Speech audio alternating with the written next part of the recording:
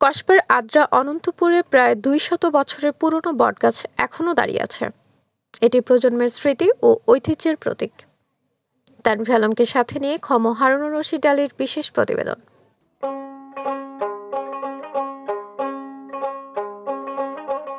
ব্রাহ্মণবাড়িয়া জেলার কসবা উপজেলার বিনাউটি ইউনিয়নের আদ্রা অনন্তপুর দাঁড়িয়ে আছে ২ শতাব্দীরও বেশি পুরনো একটি বটগাছ। স্থানীয়রা বলছেন গাছটির বয়স ২০০ থেকে ৩০০ বছর। গাছটিকে কেন্দ্র করে এলাকার মানুষের রয়েছে নানা স্মৃতি আর আবেগ। দেখে এসে বিস্তারিত জানাচ্ছেন ফারজানা রশিদ আলী।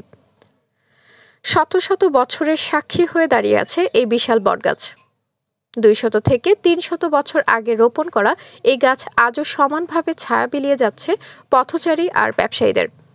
গরমের দিনে যাত্রীরা এই গাছতলায় বিশ্রাম নেন, ব্যবসায়ীরা এখানে বসে গল্প করেন, আর স্থানীয়দের কাছে গাছটি যেন বাজারের প্রাণকেন্দ্র। এই আদ্রা অনন্তপুর গ্রামের ডাক্তার বাড়ির লোকজন পথচারীরা বসার জন্য পূর্বের পাশটি পাকা করে সুব্যবস্থা করে দিয়েছেন বলে জানা যায়। অনেকেই বলেন ছোটবেলা থেকেই এই গাছটিকে দেখে আসছি, আমাদের দাদাদের সময় থেকেও গাছটি এখনো দাঁড়িয়ে আছে। এটা আমাদের এলাকার ঐতিহ্য। এই বটবৃক্ষ গাছটি আপনাদের জানতে পারলাম যে কয়েক শত বছর আগে, এই ব্যাপারে জানতে চাচ্ছি আপনার কাছে।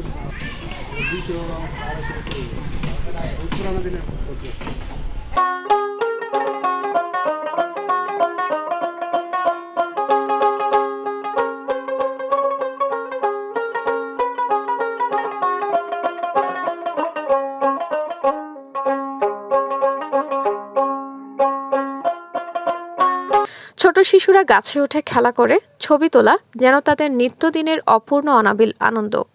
তবে এলাকাবাসীর দাবি, প্রাকৃতিক দুর্যোগ বা অবহেলার কারণে এই গাছটির কিছু ডালা ভেঙে পড়লে হারিয়ে যাবে একটি ঐতিহাসিক নিদর্শন।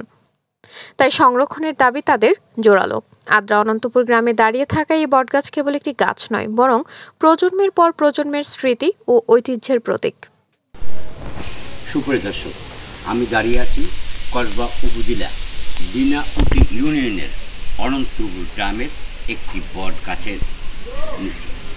এই বট গাছটি দীর্ঘ কয়েক শত বছরের ইতিহাস জড়িয়ে রয়েছে। এই বট গাছটি আপনাদের বলে রাখি, অতীতের সময় যতটুকু জানতে পেরেছি, এই এলাকার মানুষ হিন্দু সম্প্রদায় তখন তার এই বট গাছের নিচে পূজা এবং মেলা হতো।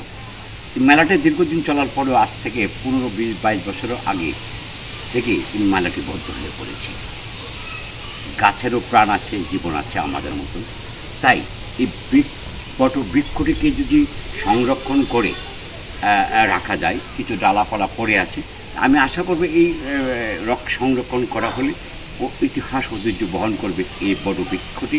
এবং মানুষের পরন্ত বিকালে রোদের ছায়া নিতে এসে এখানে একটি বেষ্টনী করে দিয়েছেন বসার জন্য।